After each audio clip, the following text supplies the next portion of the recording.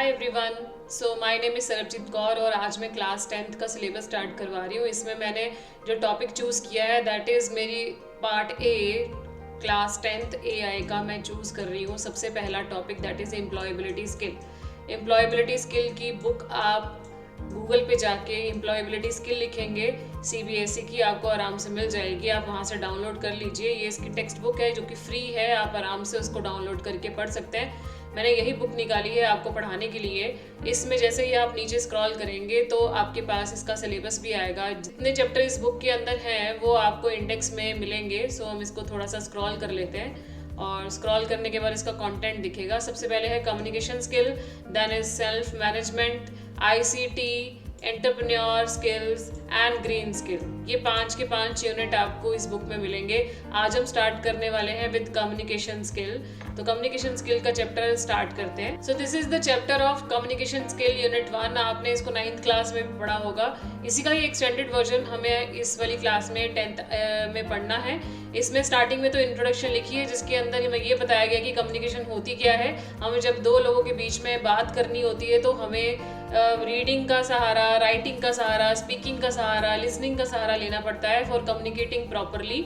तो इसको वैसे प्रॉपरली एक दूसरे से बात करने को ही कम्युनिकेशन कहा जाता है। पर अगर मुझे अपनी कम्युनिकेशन अच्छी करनी है या फिर मेरे अंदर कौन सी ऐसी एबिलिटी होनी चाहिए जिससे मुझे ये पता चले कि मेरे अंदर कम्युनिकेशन स्किल्स हैं, तो उसके लिए हम पढ़ेंगे आगे का। तो ये इंट्रोडक्शन मैं लीव करवा रही हूँ, मैं यहाँ से स्टार्ट करवाऊंगी जिसमें मेथड्स ऑफ कम्युनिकेशन लिखा है। जिसमें सबसे पहले लिखा है कि जो कम्युनिकेशन नाम का वर्ड है ये आया कहाँ से है। ये लैटिन नाम के वर्ड कम्युनिकेयर से आया है। इस कम्युनिकेयर का मतलब होता क्या है, टू शेयर होता है। तो कम्युनिकेशन का जो वर्ड है हम लैटिन वर्ड से डिराइव करके लेकर आए हैं। तो कम्युनिकेशन को हम इफेक्टिव कब मानते हैं, कौन सी ऐसी कम्युनिकेशन है जो इफेक्टिव होगी, वो इसीलिए इफेक्टिव होगी जब आपकी बात किसी को सामने वाले को समझ में आएगी। आप जो कह रहे हैं इस तरह से समझा रहे हैं कि सामने वाला उस बात को ध्यान से समझ रहा है, उसको हम इफेक्टिव कम्युनिकेशन कहते हैं। और इफेक्टिव कम्युनिकेशन की नीड हमें क्यों होती है, जिससे हम अपने कस्टमर्स बना सकें, अपने बिजनेस को चला सकें, अपने प्रोजेक्ट को अपने टीचर को समझा सकें, जिससे हमें ग्रेडिंग अच्छी मिले। तो इसीलिए इफेक्टिव कम्युनिकेशन का इंपॉर्टेंस होता है। तो एक इफेक्टिव कम्युनिकेशन को अगर हम अपने अंदर लेकर आना चाहते हैं तो उसके लिए हमें ये पता होना चाहिए कि जिस भी टॉपिक पे हम काम कर रहे हैं, चाहे वो हमारा वर्क स्पेस है, चाहे वो हमारा बिजनेस है, उसके अंदर जो भी हमारी कम्युनिकेशन है वो एकदम क्लियर और टू द पॉइंट होनी चाहिए, जिससे ही सामने वाला हमारी बात को अच्छे से समझ पाएगा। तो जब भी हम कम्युनिकेशन करते हैं किस किस से कर सकते हैं, हम स्टेक होल्डर से करते हैं। स्टेक होल्डर मतलब जो मेरा सामने वाला पर्सन है जिससे मैं बातचीत कर रही हूँ उसे हम स्टेक होल्डर बोलेंगे। जैसे कि मेरे कस्टमर्स, जब मैं बिजनेस करती हूँ तो मेरे कस्टमर्स मेरे स्टेक होल्डर्स हैं। मेरे एम्प्लॉयज़, वेंडर्स, मीडिया, ये सब क्या हो जाएंगे, ये स्टेक होल्डर्स होते हैं। और इनको अगर इन्फॉर्मेशन भेजनी है फॉर द प्रॉपर कम्युनिकेशन तो उसके लिए मुझे अपनी कम्युनिकेशन को बेटर बनाना पड़ेगा। कम्युनिकेशन के 3 इंपॉर्टेंट पार्ट होते हैं। कौन कौन से, एक ट्रांसमिटिंग। ट्रांसमिटिंग का मतलब आप सेंडिंग भी कह सकते हैं। ट्रांसमिट मतलब सेंड करना या फिर सेंडिंग, आप इसको दूसरे वर्ड में अगर समझना चाहें। Listening and then feedback. तो ट्रांसमिटिंग का मतलब है the sender transmit the message through one media to another. जैसे कि 2 पर्सन हैं आपस में, एक पर्सन ए है और एक पर्सन बी है, इन दोनों को आपस में बातचीत करनी है। तो बातचीत करने के लिए ए ने बी को मैसेज भेजा, तो इसका मतलब ए कौन हुआ, ए सेंडर हो गया। ए ने मैसेज भेजा तो ए सेंडर है, वो अपना मैसेज भेज रहा है। अब क्या है, बी इज रिसीवर। बी क्या बन चुका है, रिसीवर बन चुका है, क्योंकि उसने मैसेज को रिसीव कर लिया और उसे समझने की कोशिश करी। जब बी को मैसेज समझ में आ गया तो फीडबैक देगा वो अपनी, किसको फीडबैक देगा, बी ए को ही फीडबैक देगा कि हाँ मुझे तुम्हारा मैसेज समझ में आ गया। The receiver conveys their understanding of the message to the sender in the form of feedback to complete the communication cycle. जब सेंडर को फीडबैक मिल जाती है तो इसका मतलब कम्युनिकेशन प्रोसेस कंप्लीट हो गया। तो फीडबैक पे ही ये डिपेंड करता है कि हम रिसीवर को सेंडर का भेजा हुआ मैसेज कितना समझ में आया। नेक्स्ट लिखा है, let us look at the example below in an outlet of the book store. अब इसमें 2 पर्सन की आपस में बातचीत करवाई जा रही है जिसमें कस्टमर और सेल्स पर्सन है। तो ये आप एक्स्ट्रा पढ़ सकते हो। वैसे इसको अभी ये सिर्फ एग्जाम्पल है आपकी अंडरस्टैंडिंग को तो और भी अच्छा बनाने के लिए। एनसीईआरटी में कई चीज़ें ऐसी दे रखी हैं जिससे आपको प्रैक्टिकल एग्जाम्पल देके समझाया है। तो जो जो चीज़ें आपको यहाँ से पढ़नी है मैं वही वही आपको समझाऊंगी जिसका आपको रिलेटेड क्वेश्चन आ सकता है। हम क्वेश्चन भी डिस्कस करेंगे और पेपर में क्वेश्चन के आंसर्स किस तरह से लिखने होते हैं वो भी मैं आपको समझाऊंगी।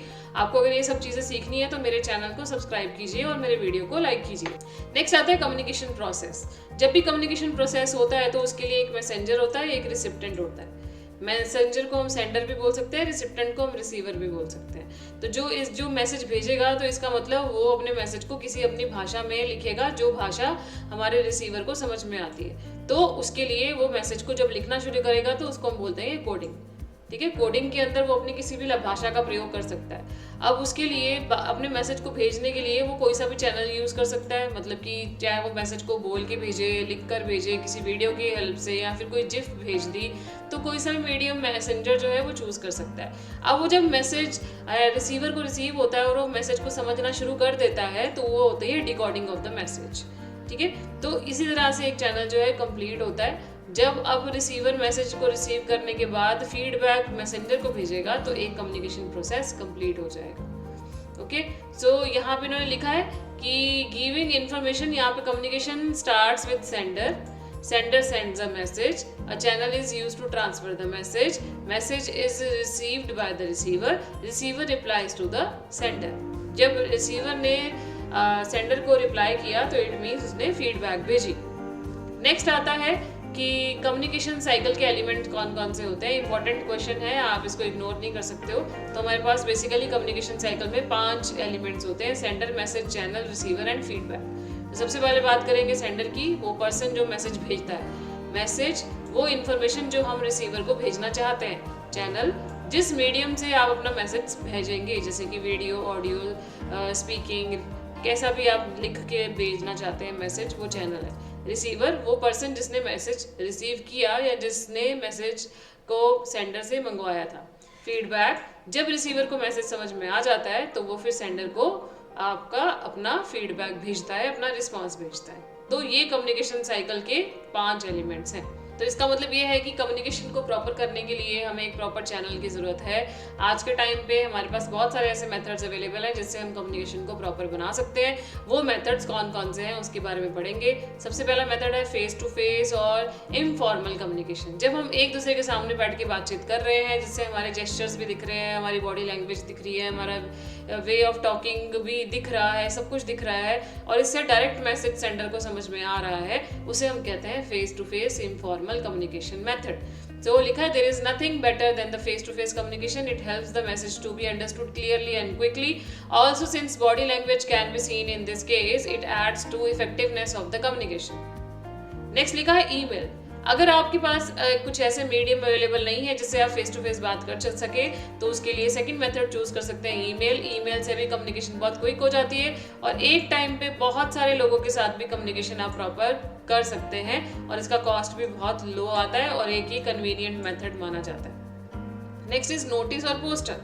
ये एक और इफेक्टिव मेथड है जिसके अंदर आप ग्रुप ऑफ पीपल के साथ कम्युनिकेट करते हैं। अगर कोई मैसेज आपको पहुंचाना है, वो भी बहुत सारे लोगों के पास एक ही टाइम पर, तो आप कोई पोस्टर या नोटिस जारी करते हैं जिससे लोगों को पता चल जाता है किसी भी न्यूज़ के बारे में। जैसे कि इन्होंने एग्जाम्पल में लिखा है कि change in the lunch time for the factory worker और XYZ clothing will remain close for the customer on Sunday. तो कोई एक मैसेज आपको पहुंचाना है बहुत सारे लोगों के पास, तो हम नोटिस एंड पोस्टर को चूज करेंगे। Next is business meeting. Communicating during business meeting at an organization are generally address to a group of people. It can be related to business management and organizational decision. तो जब हम बहुत सारे लोगों के साथ बात करते हैं और वो हमारी ही ऑर्गेनाइजेशन के होते हैं जिनके साथ हम काम करते हैं, तो एक ही टाइम पर अगर बॉस अपने एम्प्लॉयज़ के साथ बात करना चाहता है तो वो मीटिंग जनरेट करवाएगा और उस टाइम पे वो सारी इंपॉर्टेंट डिस्कशन करेंगे। तो इस तरह के मेथड को हम बिजनेस मीटिंग कहते हैं। नेक्स्ट अदर मेथड कौन से हो सकते हैं?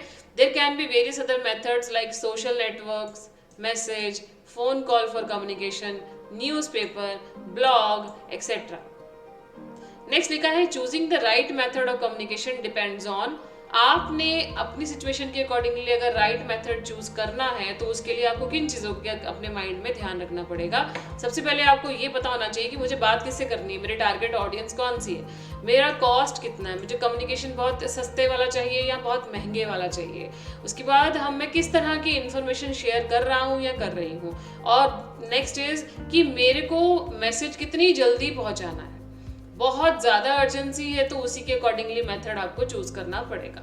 ठीक है, तो ये हमारा पहला सेक्शन खत्म होता है। इसमें एक एक्टिविटी दी हुई है, एक्टिविटी करने की ऐसा तो इतना कुछ ज़रूरत नहीं है।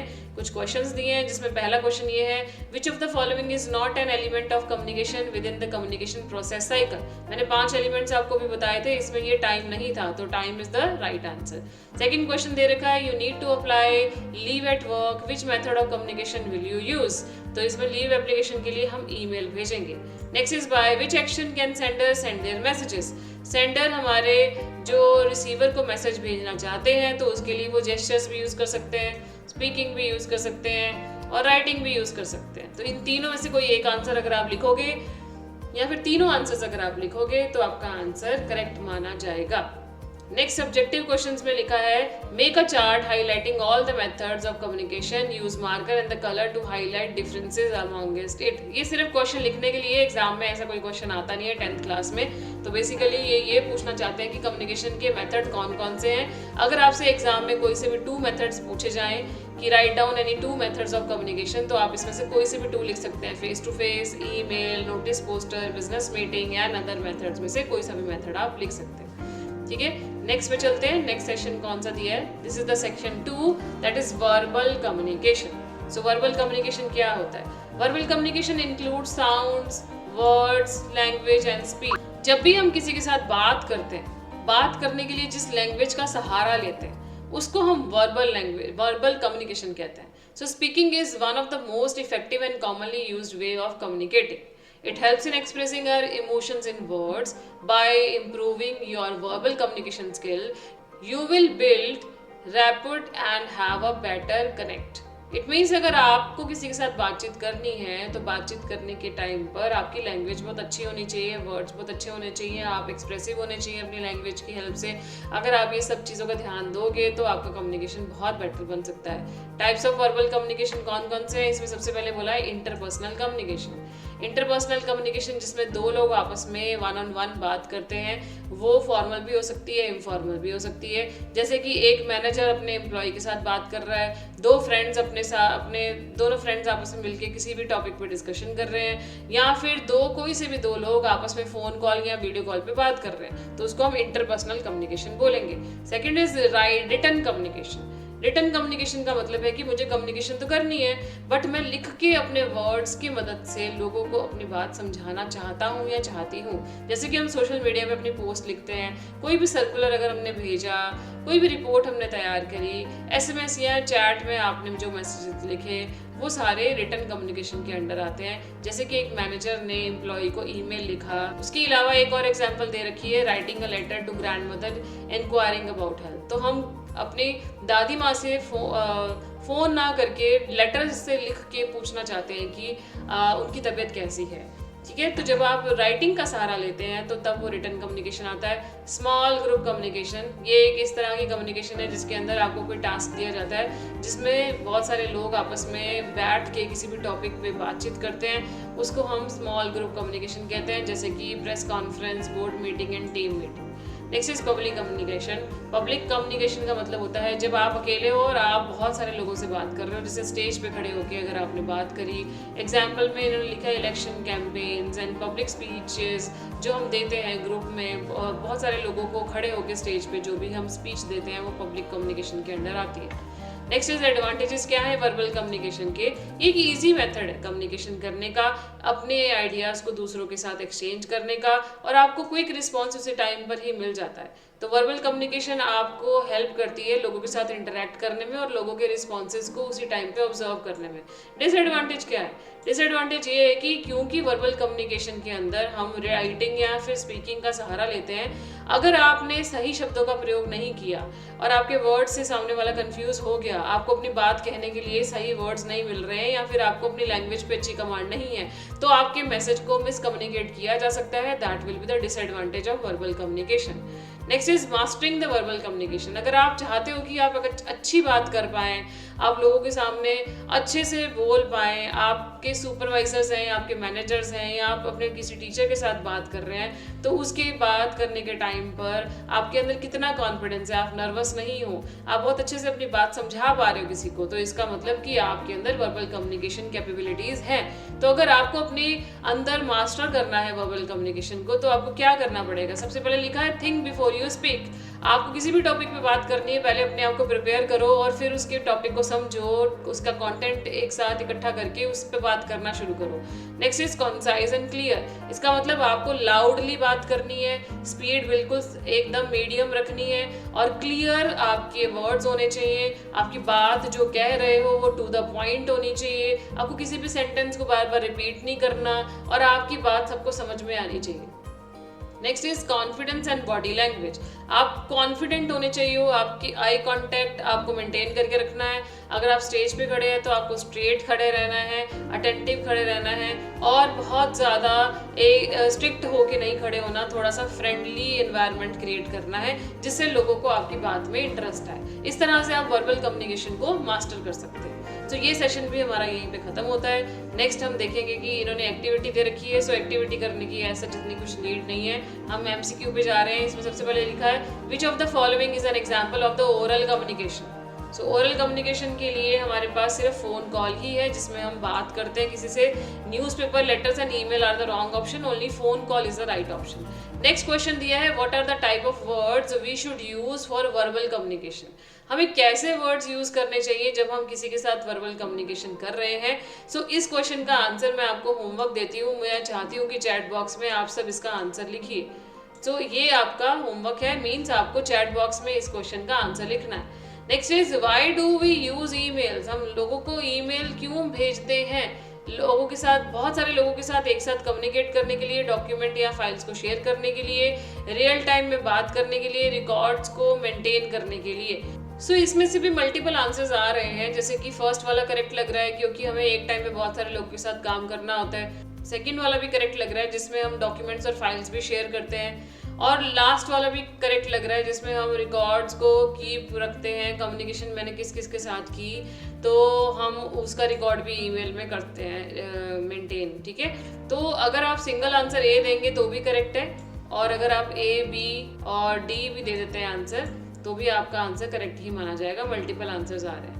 नेक्स्ट एक सब्जेक्टिव क्वेश्चन है। सब्जेक्टिव का मतलब आपको लिखना पड़ेगा पैराग्राफ की फॉर्म में। List the different type of verbal communication, include the example for each verbal communication. So verbal communication के हमने सारे के सारे टाइप्स किए हैं जो कि यहाँ लिखे हुए हैं, जिसमें सबसे पहला लिखा है interpersonal communication, written communication, small group communication and the last one is public communication. तो इसको आपने एक्सप्लेन भी करना है with the help of example. सबकी एग्जाम्पल इसके नीचे दे रखी है। अगर फिर भी क्वेश्चन को लिखने में कोई प्रॉब्लम आती है तो आप मेरे को चैट बॉक्स में क्वेश्चन का आंसर पूछ सकते हो। नेक्स्ट हमारे पास सेशन नंबर 3 स्टार्ट हो रहा है। Session number 3 is non verbal communication. So ये थर्ड सेशन जो है यहीं से हम नेक्स्ट क्लास में स्टार्ट करेंगे। सो अगर आपको ये कम्युनिकेशन स्किल का पार्ट 1 अच्छा लगा तो मुझे कमेंट बॉक्स में लिख कर बताना। और अगर आप चाहते हो कि मैं आपको पर्सनल नोट्स वगैरह भी प्रोवाइड करवाऊँ तो भी उसके बारे में मुझे चैट बॉक्स में आप बता सकते हो। मैं आपको इसके पर्सनल नोट्स भी प्रोवाइड कर दूँगी। सो मेरे चैनल को सब्सक्राइब कीजिए और मेरे वीडियो को लाइक कीजिए। See you in the next video. Bye bye.